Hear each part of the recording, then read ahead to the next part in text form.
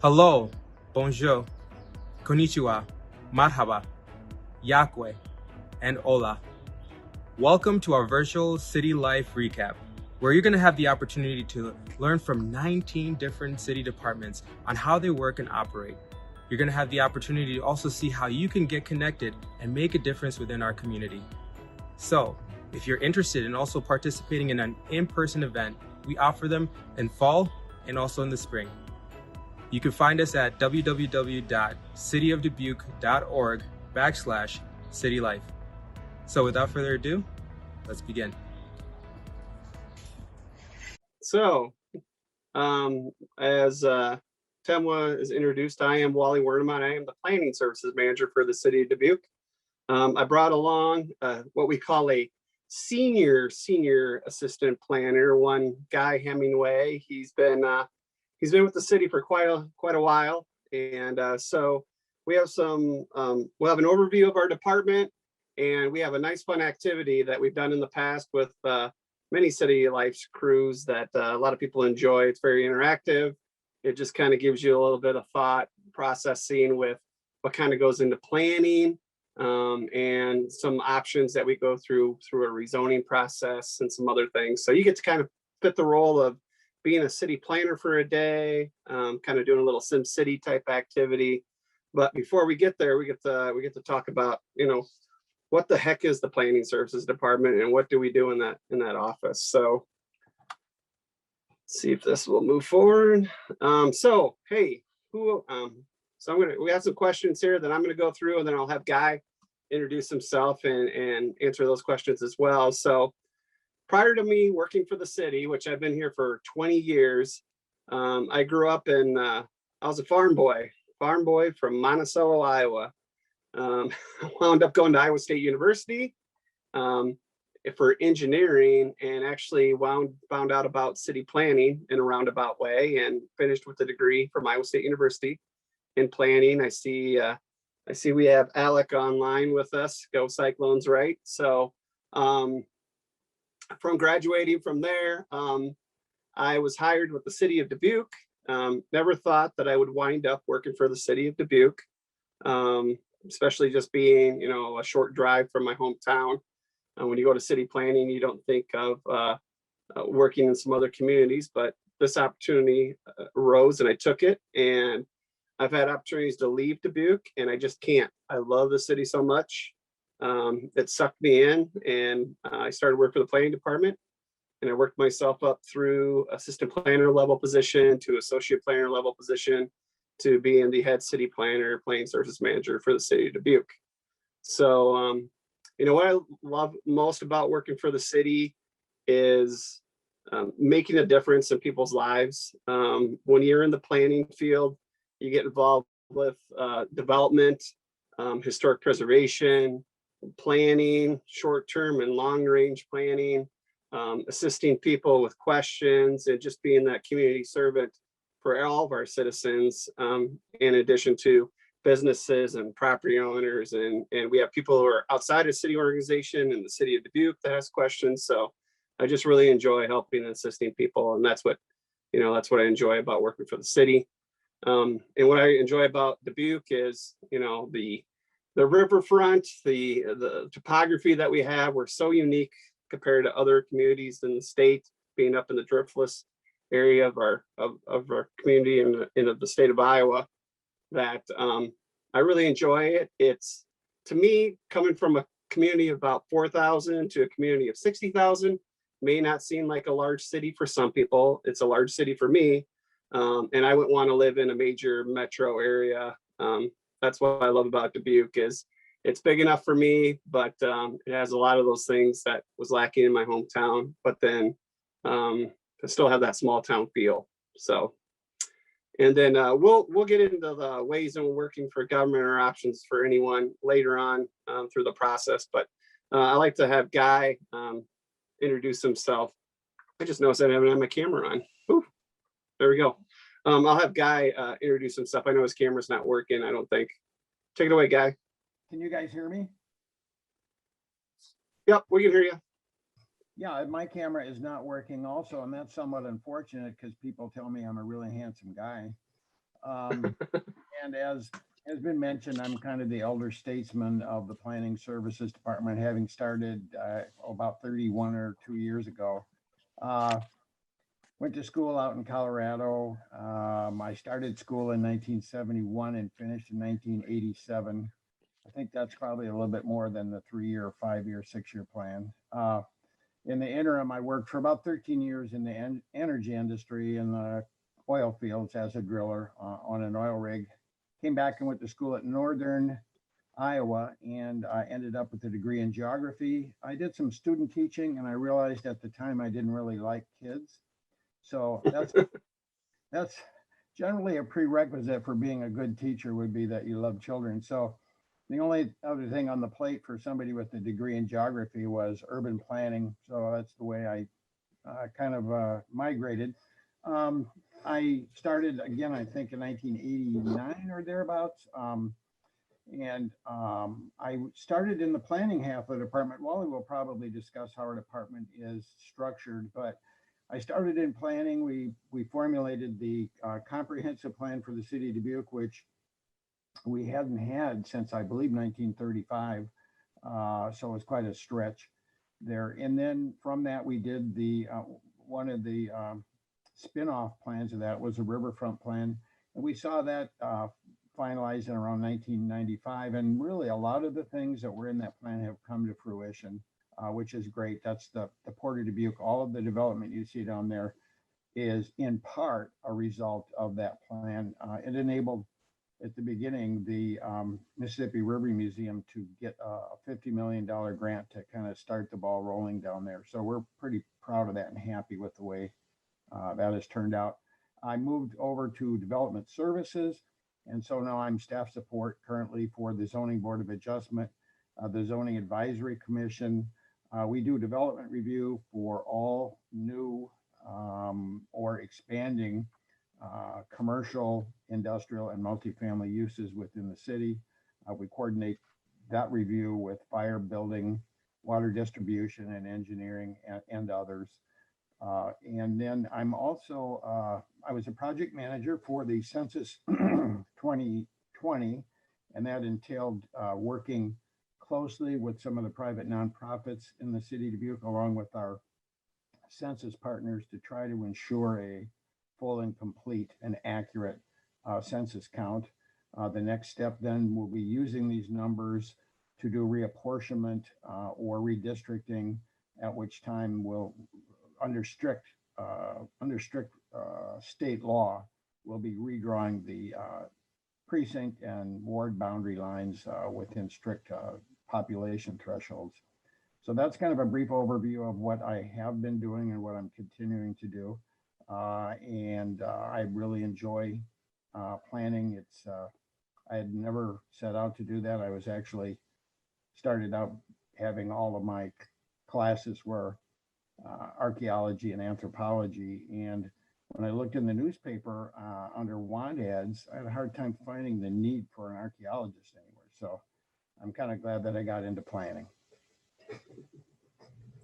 We are too, Guy. All right. So our department mission, so we address the current needs of residents and businesses while considering the long-term economic, environmental, social, and cultural needs of the city. We promote and enhance historic, cultural, aesthetic, and environmental resources that make Dubuque a unique, identifiable, and vital community. Lots of words there, right? So, you know, a lot of people wonder, it's like, what the heck does a planning department do? And, you know, we kind of describe it with regards to, we kind of get our fingers in everybody's business in some way. And we'll go into a little bit more with that. Everything from if you're building an addition onto your house or starting a new business or, you know, using a park or creating a park or transportation. There's a lot of things that directly relate to planning a lot of people may not be aware of, but we get involved with. So here's kind of the breakdown of our office. You can see Guy there, the seasoned veteran, 31 years, and he's retiring in August, everybody. So he's going to be greatly missed. We have Chris Happ Olson. She's an assistant planner. She's been here for 2 years. She is our staff person to our Historic Preservation Commission and our Long Range Planning Advisory Commission. Travis Schrobelgen, he's an assistant planner. He's been with 4 years with the city. And Charlie Miller, Travis works with our Zoning Board of Adjustment and handles site plan review and some development services aspects of our office. I'll talk a little bit more about Chris, Travis, and Charlie here in a little bit. But Charlie's our zoning enforcement officer. We go out and inspect because there are code requirements that we have to enforce, rules that have been written, and we're complaint based. So if we receive a complaint about an issue, we have to go out and investigate if there's a violation. Our office has a tendency to seek compliance. We're not there to find people and make money. We're there just to educate, because a lot of times when people are in violation, they just don't know they're in violation because they're not aware of regulation that was in place. So Jason Duba, although he says he's been in our office for 3 years, he's been 3 years with the city.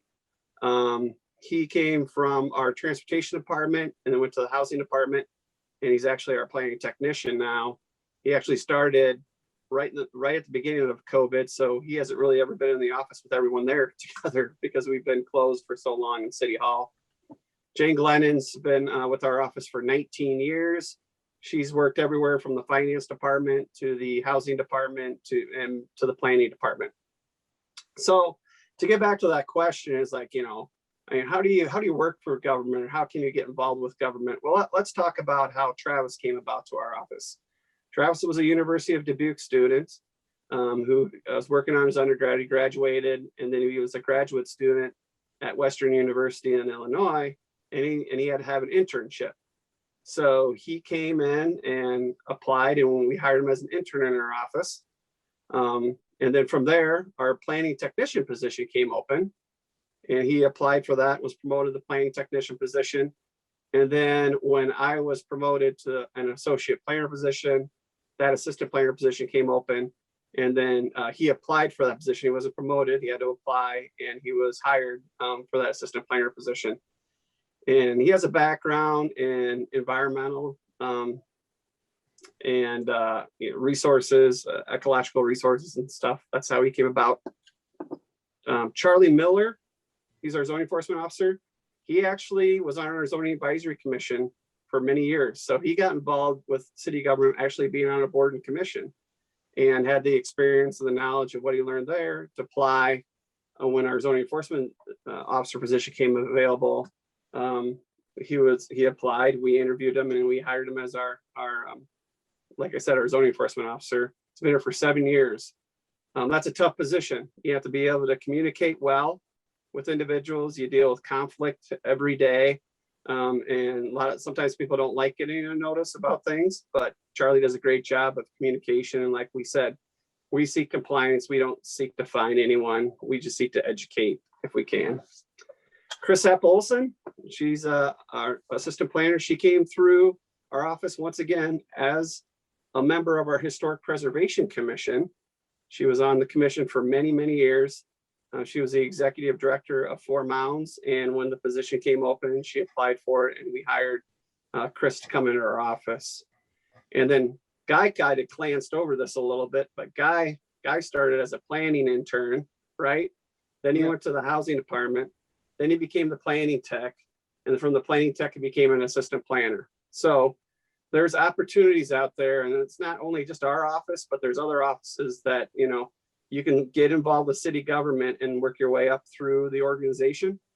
So that opportunity is out there. So just don't think that you don't have the background or the education for certain things. Doesn't necessarily mean you can not apply and get involved with many, many different departments. So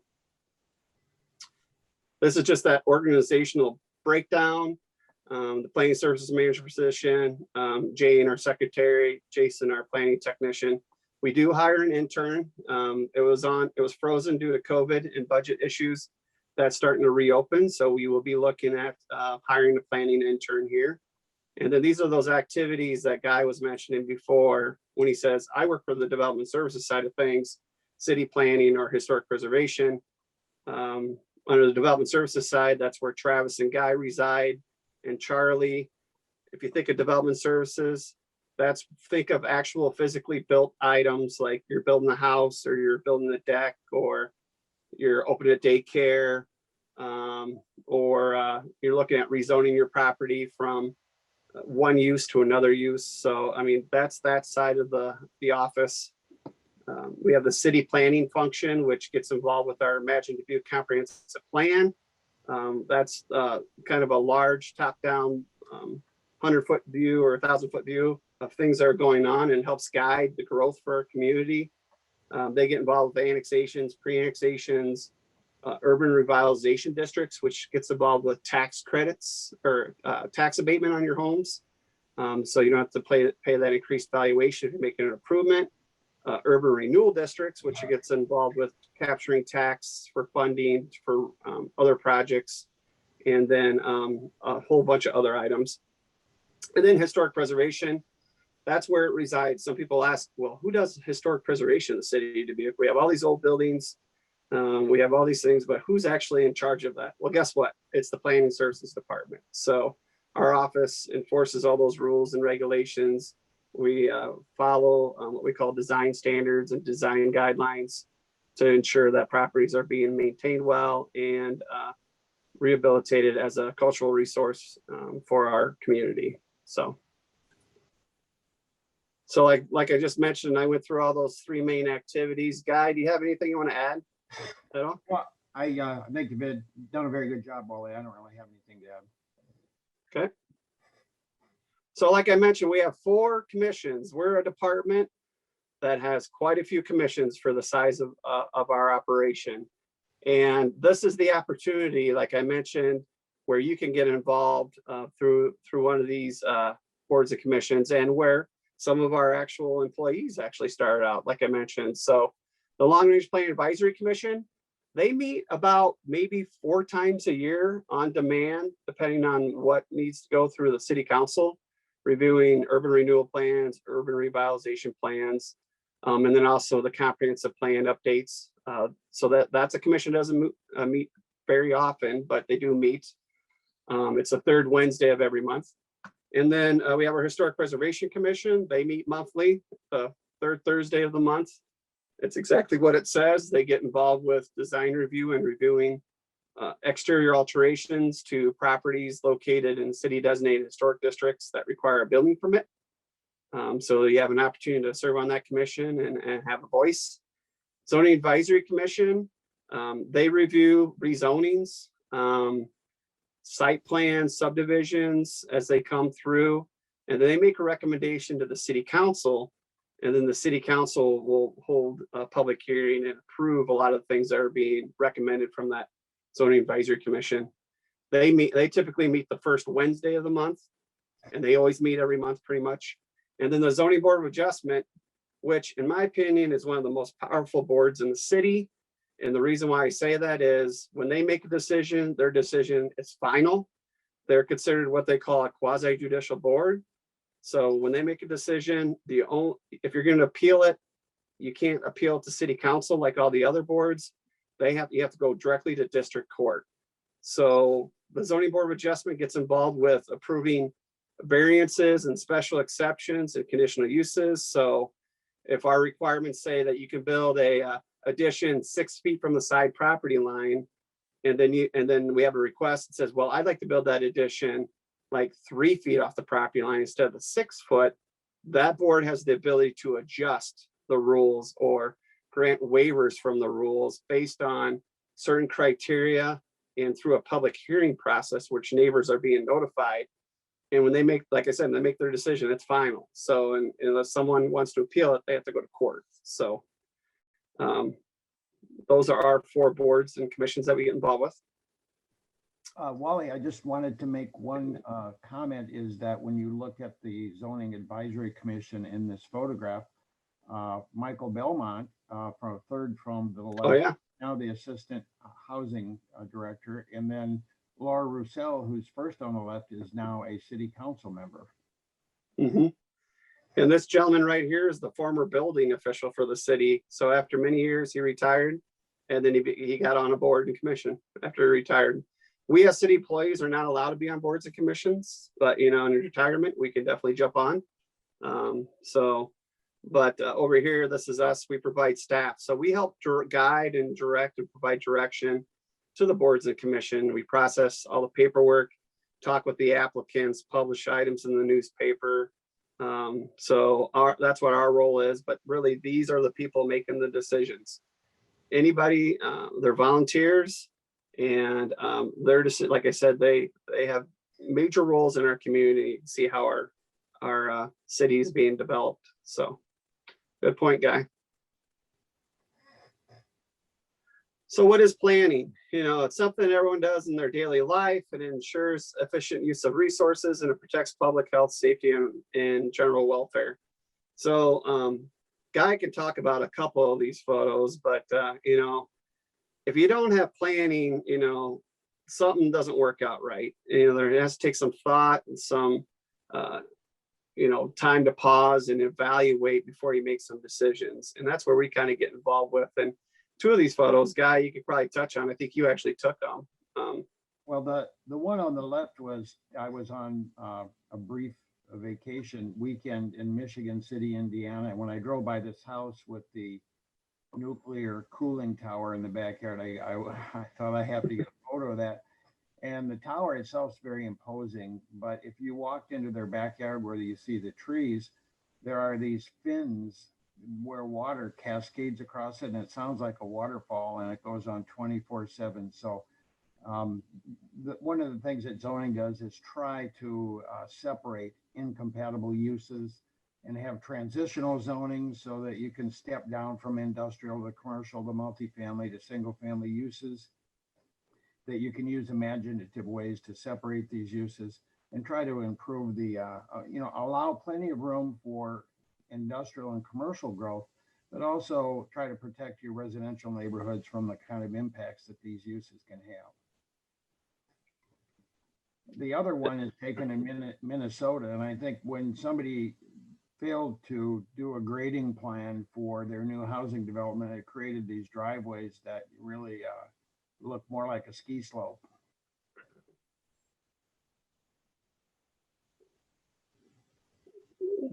So then we get involved with, so what is zoning? So you got planning, so what is zoning? So zoning, you know, are rules that people follow. It's a legal tool to implement our planning goals and objectives, and it regulates land uses, signs, and off-street parking.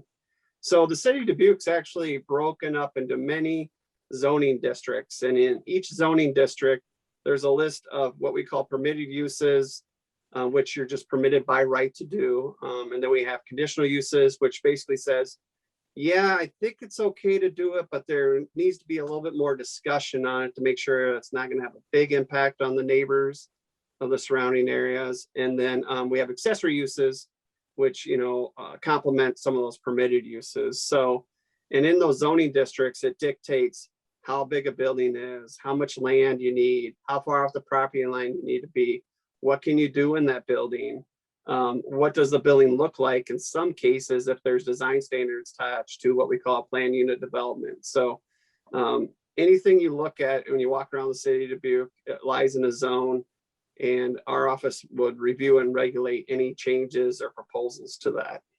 So Guy, do you have anything to add to that? Or?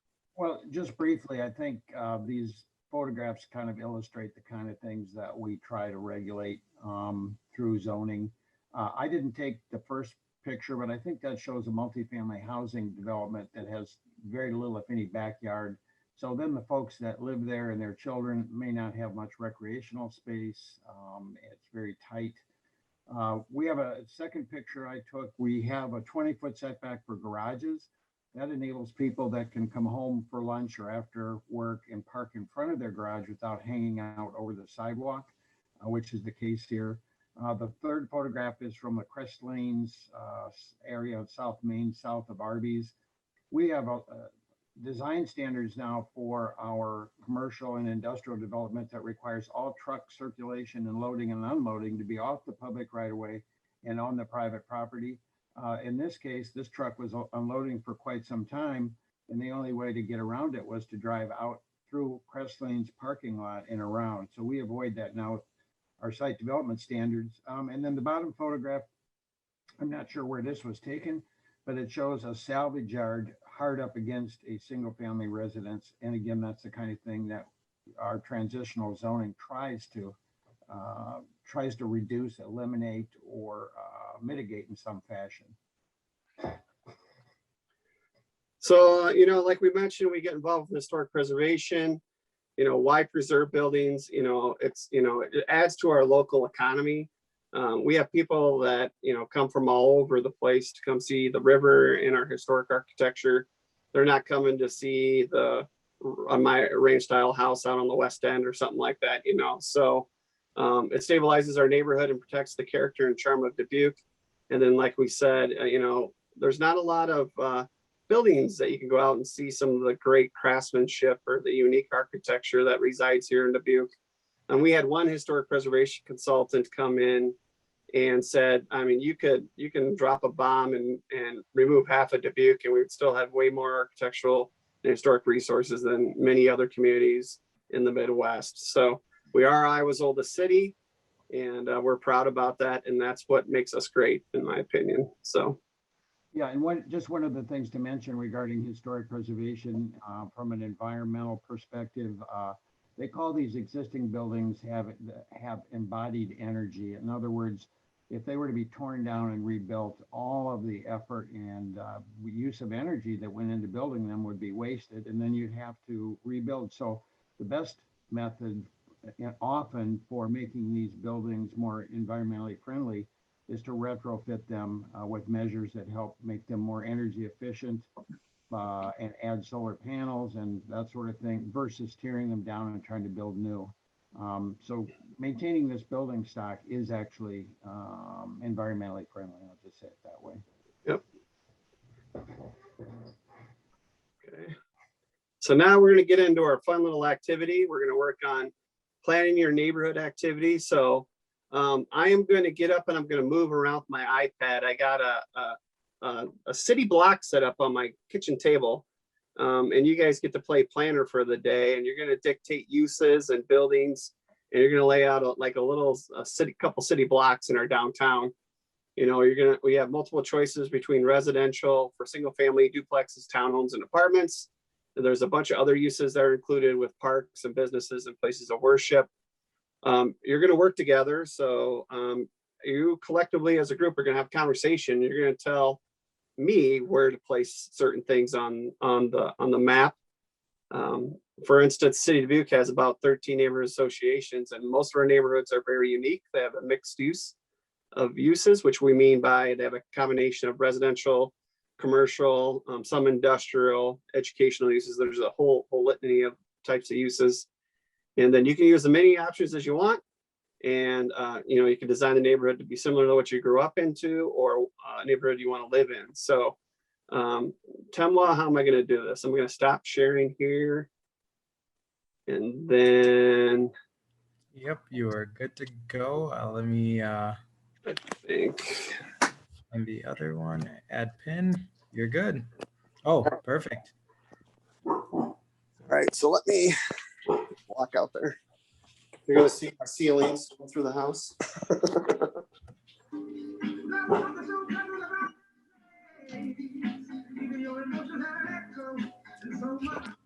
Wally has it set up in his home as he walks from room to room. There's music that kind of tunes in. That's Gnarls right. Barkley in specific.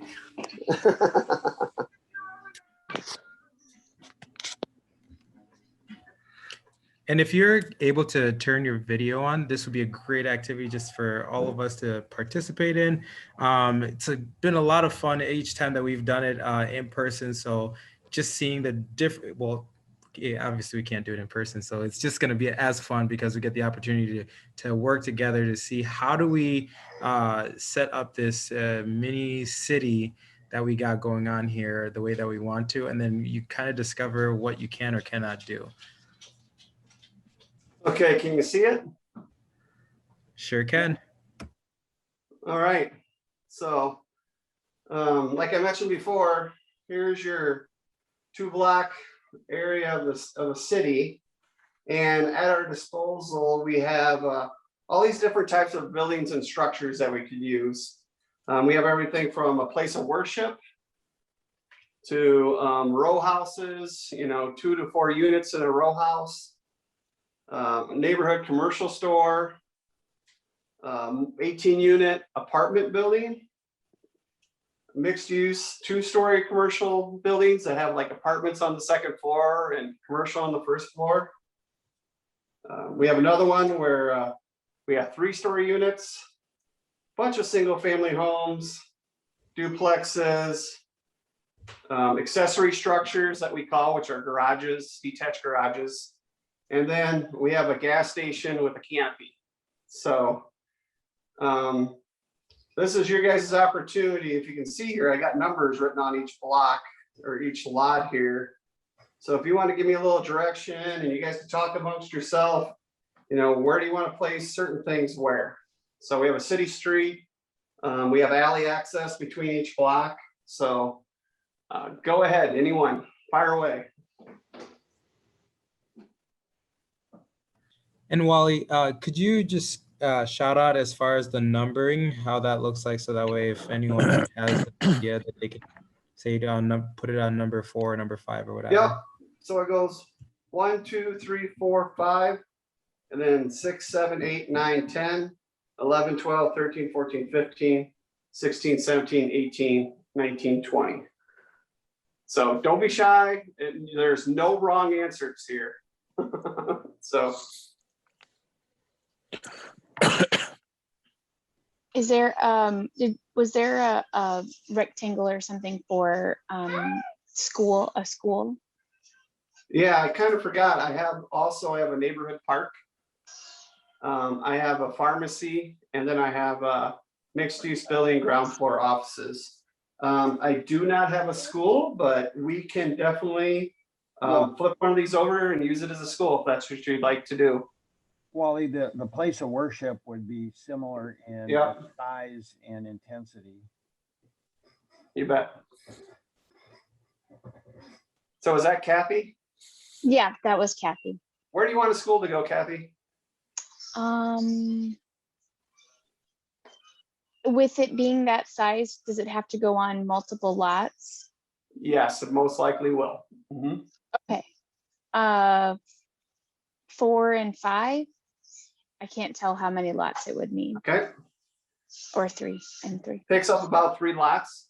Now the other thing that we look at is where at on the lot. Do you want it closer to a street frontage? Do you want it further away from a street frontage towards an alley? Where at on the lot would you like that placed? I think you'd want it closer to the side street. Okay. I'd put it. I'm concerned with how busy the side street is. That a busy side street? Is that a street where if a kid runs out, they're going to get hit by a car? That would be my concern. It can be any type of street you want it to be. So it's a side street. It's not very busy. Yeah. Okay. Yeah, side street. Agreed. And after we lay this out, you guys are doing exactly where we're going to arrive at. We're going to talk about certain topics like you're just mentioning. So one thing I would already mention is that when you move that building up close to a street, if there's surrounding residential development and pedestrian traffic, they get to see a beautiful building facade, and then the parking can go off the alley behind. And so that effectively screens it. It gives the neighborhood a more intimate feeling versus having a sea of parking across the street from residential development. That's just one of the planning techniques. So what does that mean? So where would you put the residential, or where are you suggesting that we would move the school? No, I'm saying I think that Alex's idea to move it closer to the street frontage is a good idea because parking can therefore be placed behind, effectively screened from most of the adjacent residential use. Right, that's what I was thinking about. I was thinking about the parking lots. Where would that go? I wouldn't want to put a parking lot to a school right next to a street, although that would be really good for easy access. But if this is a beautiful school with a nice facade, I'm sorry, I forgot your name, but it's I think it would be a good spot to put it if we put a parking lot behind there, and then it's a nice facade. All right. Well, I want to raise a lot of taxes to make sure that school is really well funded. So, and I want to see diverse people in that school. So I want that mixed use building that we saw, multi-story with So we have this apartments. one, Yeah. which is mixed ground floor offices, 15 apartments and 4 floors total. Yeah, I would definitely put that in the lower, in the southwest quadrant over there to make sure we're. Okay. So you want to be. Sorry, not- southwest to us is the opposite of where you're, where are they? Over here? Nope, In like down, 17? down. We are completely opposite to what you're seeing. I know. So you want to go over here? Nope. So Wally, with where your hand is, go straight ahead. Yep. There. There we go. Yep. All right. Yeah, number 17. So you want it up close to the street, the corners? Oh, no, the retail should be up close to the street. Yeah. Okay. All right. Okay. Someone else? Anyone else got? What else you want to go? What else want to put out here? Maybe some row houses somewhere, or maybe, or a bank. I don't know. I was thinking some of the maybe mixed use stuff would make sense on that main city street in the middle, where Okay. you know, maybe some like 2-story mixed use. Okay. We do. We have a bunch of those. Where would you like to place them?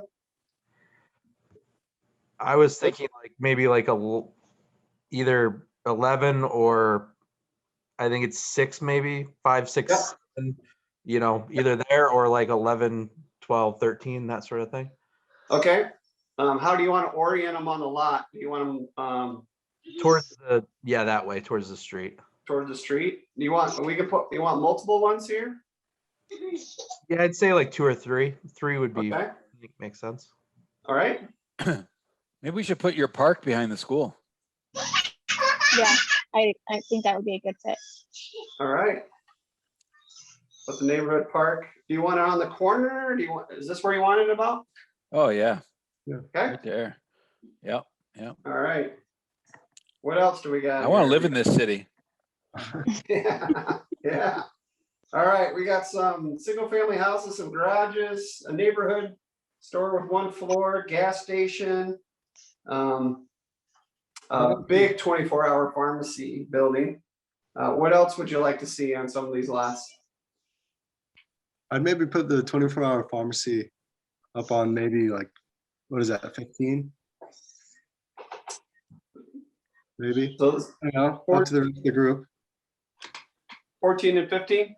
Yeah, Okay. thinking around a school and with all the offices around, I guess that might be a good thing to have. Across from a Gas park. Yep, station. definitely. I like it. 20, Okay. 24 hours. Mhm. All right. What else would you like to see here?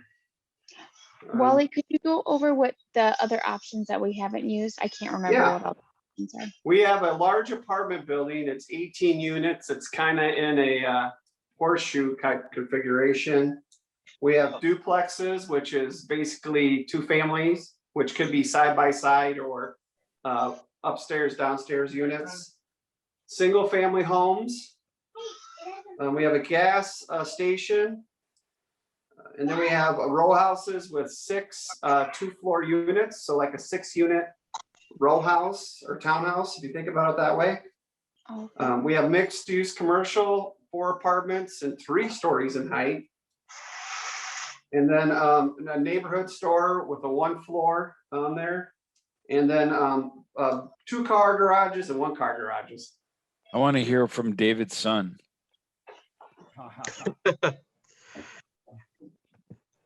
Yeah, he was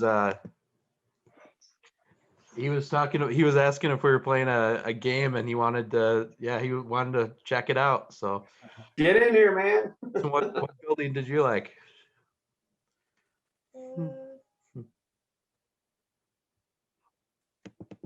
Bottoms, those 3 bottoms. Yeah, the 3 bottoms, the mixed use. Yeah. So Okay. So we have a school, we have a park. I'm Over here, always looks like thinking we got a nice little commercial mix here. We got commercial on the first floor and some upper story residential. Anything else you want to fill out on these lots over here? I'm also thinking I want to move the pharmacy to the other side of the alley, maybe. That seems just too close to the park for that big of a building. I feel like row houses would go well, maybe on that side of the street Right here? or next to the school. Okay, Some of the 6-unit row houses next to the school. okay. Like Um, that? No, like I can't really see. Hold on. The other way. Yep, like that. Okay. You want it on the interior lot or the corner lot? On the corner lot as well too. Okay. 2 of them? Yeah. All right. Okay. I think Anything else? Are these gonna be vacant lots? Are we gonna put something on them? What are we looking for? I think some apartments would be helpful. Hey, bud, do you want to help? Yeah. Okay. We have this 18-unit large apartment building. Yeah, Okay. Where would you like this to be placed? How about opposite the park? Yeah. Over here? Yep. Yeah, give them some green space and give them a green space and a Walgreens. All Yeah. right. Which way would you want this set? Like this or? With the H facing the street. Or the That's indent facing the street. So like that? just Yep. Okay. All right. And then we have these other 3 lots over here. No one wants any garages. Yeah. These houses might need garages. This is Dubuque. We should have like 11 garages. I was thinking there should be a parking ramp or something. Yeah, we Or don't have 11. one of those. I never thought we should get a parking ramp. That's a good suggestion. So. What are any- other options for those spots? So we have duplex, single family home, mixed use commercial, 2-story and 3-story, neighborhood store. We have a gas station. And The gas station, how big is the gas station? the gas station is 20 by 30 with a gas canopy. Yeah, we don't want that near the school or the park. Yeah, could we put it like almost on an alley, like behind those, on the left alley or what, 17? I'm willing to drive to the gas station. I don't want it in my neighborhood. All right. Yeah, that's This- all right. Okay, that's a great discussion there. We'll talk about that here in a little bit. Anything Not else? in We my got this- backyard. Not, that's NIMBY, right? Not in my backyard. That's a term. Or like, we also have banana. Can anyone think what banana stands for? So NIMBY's not in my backyard, but banana stands for what, guy? It's build absolutely nothing anywhere near anything. Yes. We get that, all different things, so. Especially when people build next to an open area and they don't think anything's ever gonna happen with that property, and a lot of times we have to explain something, if to control it, you have to kind of own it, so there's public hearing processes where you get notified and you have an opportunity to put your input in with a change in use or something like that, which we'll get to in a second, but just got these 3 lots left. Do you guys want anything on those at all or no? Maybe some mixed use. Yeah. Yeah, we have It's like 3-story mixed use ones, maybe one of those or 2. okay.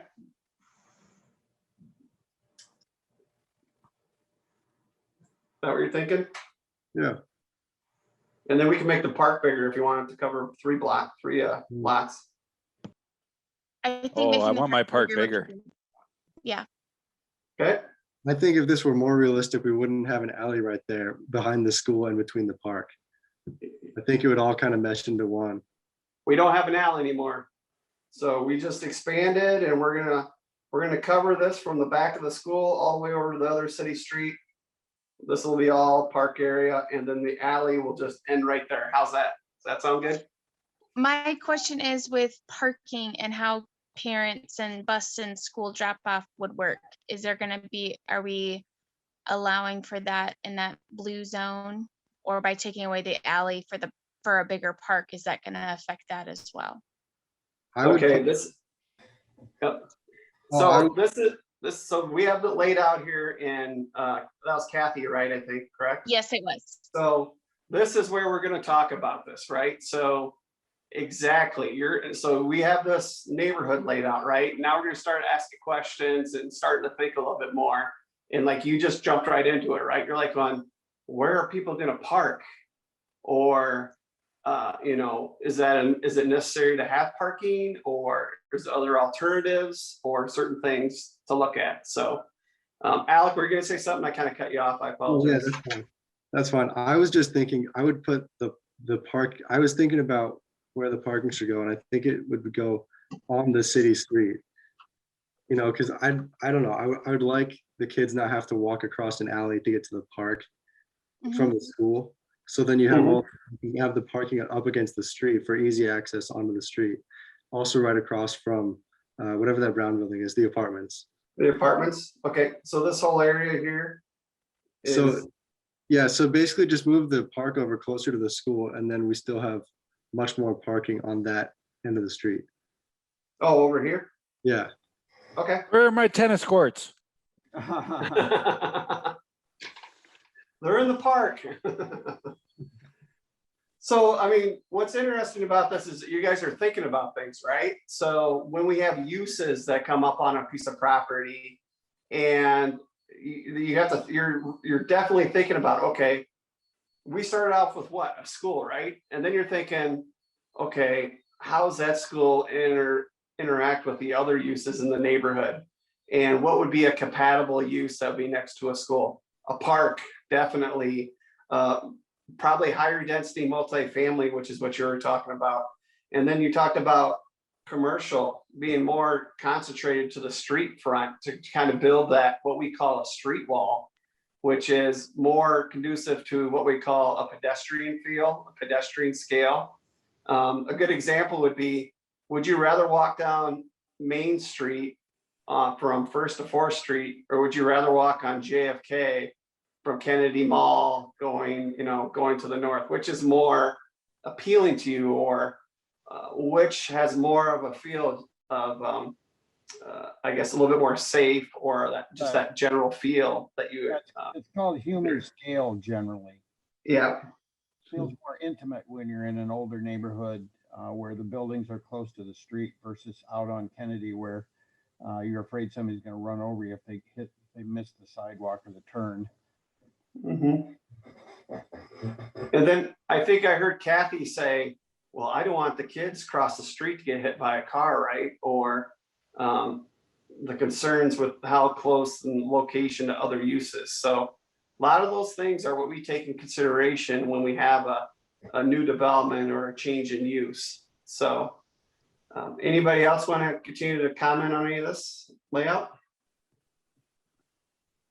I think if we're still worried about parking, there are probably some other city blocks to the north and south of us that have parking ramps. So I think we're good. Right. What's an alternative? So what's an alternative to parking? If you're living down here, what's another alternative, or working? What's another alternative to parking your car? How would you get down here if you didn't have a car? We'd walk. You can Or walk. bus. Or bus. Good bus. Or ride a bike. So we look at where can we put bike racks? How close are we to a bus stop? Where's the transit route come through the site? So those are other things that we take in consideration when we look at uses and their compatibility with other modes of transportation.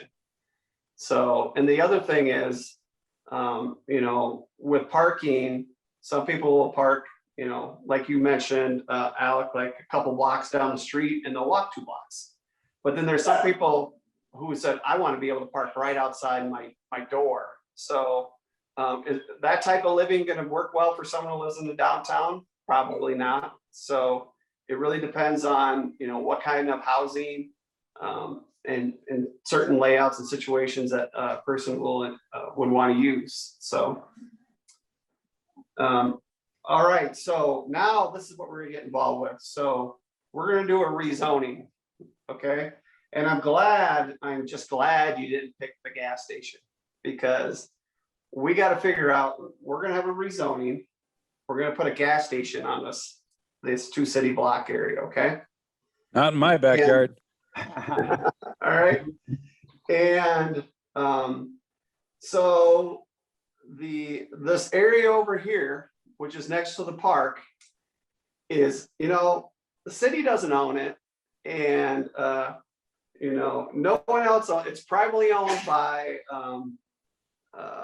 John Doe. He owns the property. It's his property, it's his right, and it's not zoned for a gas station.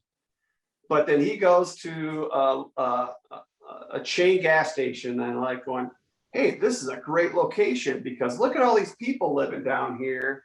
And then look at all the businesses. So people got to drive down here and they got to park, right? Oh, there's a park next door. Kids can come over and get ice cream at the gas station, right? So I want to put a gas station right here, but it's not zoned properly for it, okay? Which means in the zoning district, it's not labeled as a permitted use. So for them to put a gas station down here, they'd have to look at changing the zoning, okay? So we're going to talk about going through a public hearing process and allowing property owners and adjoining property and anyone to speak at a public hearing, okay? So if we plop a gas station down here, okay, what would happen is our office would receive an application. We would send notices to all property owners within 200 feet of the area to be rezoned. So we would send notices to the school, to all these owners of these properties across the street. They would all get notified. Over here across the street, which you really can't see, they would all be notified of the request for a public hearing to go before the Zoning Advisory Commission, made up of volunteers that are appointed by the city council to make a decision. And this is where you guys could be making this decision. You could be on the Zoning Advisory Commission listening to this. And the applicant has an opportunity to get up and speak and explain their reasoning, why they would like it to be rezoned. And then we have the opportunity for a public comment period where people can come up and speak for or against the proposal and have that open dialogue before that Zoning Advisory Commission, who would then review all the cases, weigh all the options, and then make a recommendation to the city council. Now, we also send notification in a newspaper. We have to publish it in a local newspaper, not less than 7, not more than 21 days before the public hearing. And let's talk about this for a second. Say you're a property owner. Are you in favor of having a gas station placed here at this location? No. Okay. And what would be your reasonings, Kathy, for not having a gas station there? I'm concerned for the environmental ramifications of having a gas station that close to a park and a school. Okay. All right. Great suggestions, ideas, comments. Anybody else?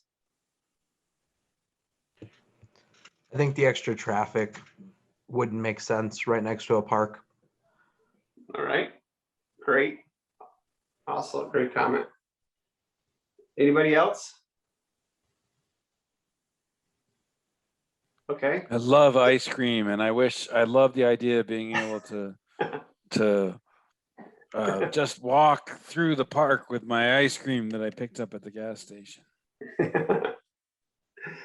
Yeah, so definitely a lot of the things, the topics and certain things you're touching on, we hear all the time. It's traffic.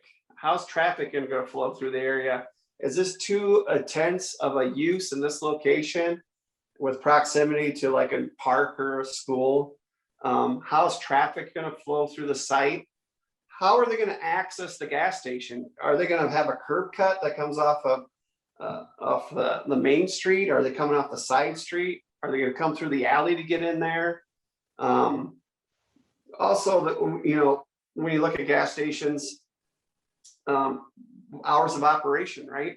Some of them are 24 hours. Is it a 24-hour gas station? So they're operating right next to residential. So you may have someone out pumping gas at like 2, 3 a.m. in the morning, 4 a.m. Is that a compatible use with a residential area? It really depends, it really depends. So we get all those questions and conversations get brought up. Safety of pedestrians crossing streets. Guy, anything else you want to add? Well, I would just, my critique of the entire development is there's a number of things. One of them is that this is a great mixed use development. It's very densely developed, a lot of residences here. And there can be good things and bad things about that. One of them is you've created a walkable environment. Most of the children in this neighborhood that attend that school can obviously are in very close proximity. Also, you have lower story retail, I think in the southwest corner. And so that could provide goods and services like dry cleaning or a mini grocery store or something to the residents of the neighborhood. But then again, we've already, and then provision of services is much more efficient, whether it be transportation, transit services. Maybe there's a neighborhood clinic close by. And so you've got a densely developed, large urban population in a 2-block area. So all of those are pretty good things. We've already touched on the parking, which is always problematic. And that's where site plan review comes in handy, because we try to guarantee that there's enough parking. And as Alec had mentioned, city streets are great places for parking because they create traffic calming. If there's parking on both sides of the street, traffic tends to travel a little bit slower through those areas. So all in all, I think it's kind of a great development. And you would have inherent problems with this dense of a development anyway. But the park does hopefully provide adequate recreation area for the captive population down here. So all in all, I think it's a pretty good layout.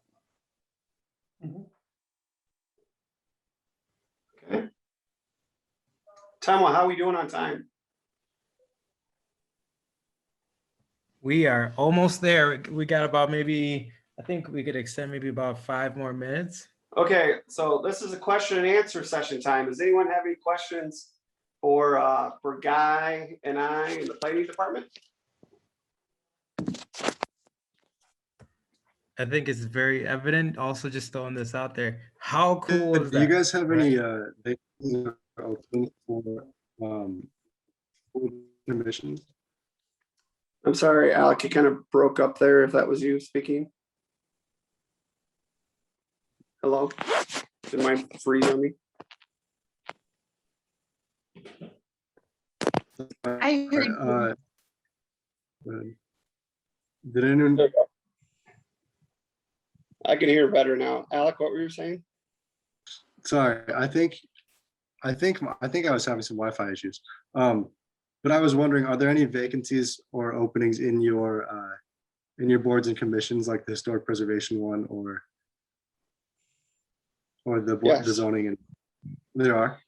Yeah, we have that. we have our zoning board of adjustment is full.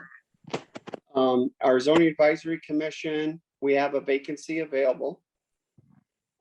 Our historic preservation commission, we have a vacancy that's available. Now, the historic preservation commission has some additional requirements depending on what position's available. We require that 5 of the positions be filled by residents who actually live in a historic district. So they represent the historic district they live in. And then we have some at-large positions. And then we have a requirement that a licensed architect needs to be one of the commissioners on board, but we have positions available there. And then our long-range planning advisory commission, we have a position that's open as well. So we have positions open on all of our boards and commissions with the exception of the zoning board of adjustment.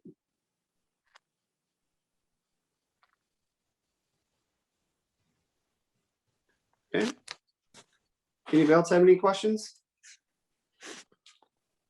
Is the application process for any of the committees or boards, is that on the City of Dubuque website? Yes, it is. It's the city clerk's office is in charge of all the city's boards and commissions. And available on their website, they'll have applications. They actually have a listing of all boards and commissions and what positions are available and what positions are not.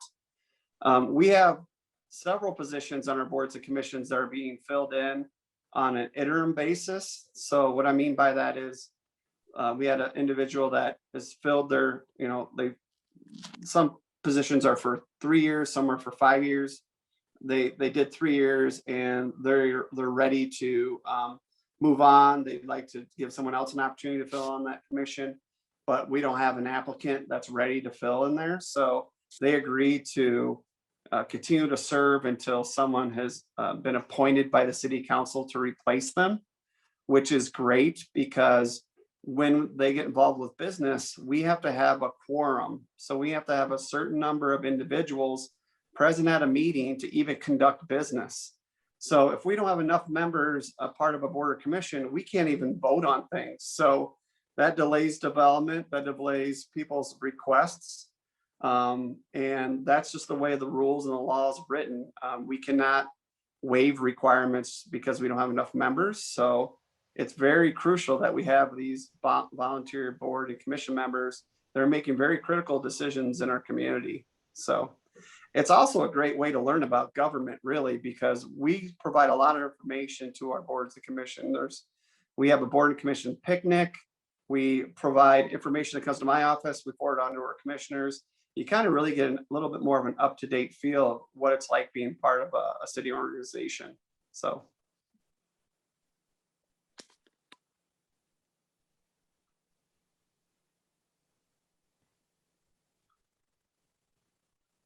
All right. Anybody else have any questions?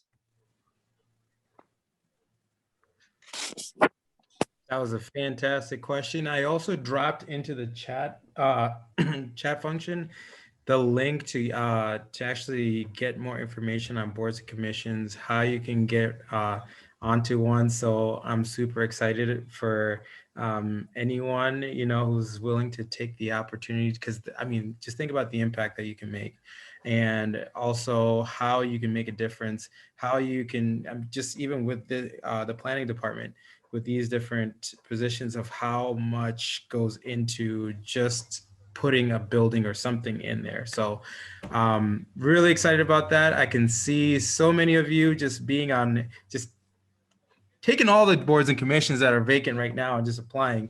And as we go through this process. So again, Wally and Guy, thank you so much for your time.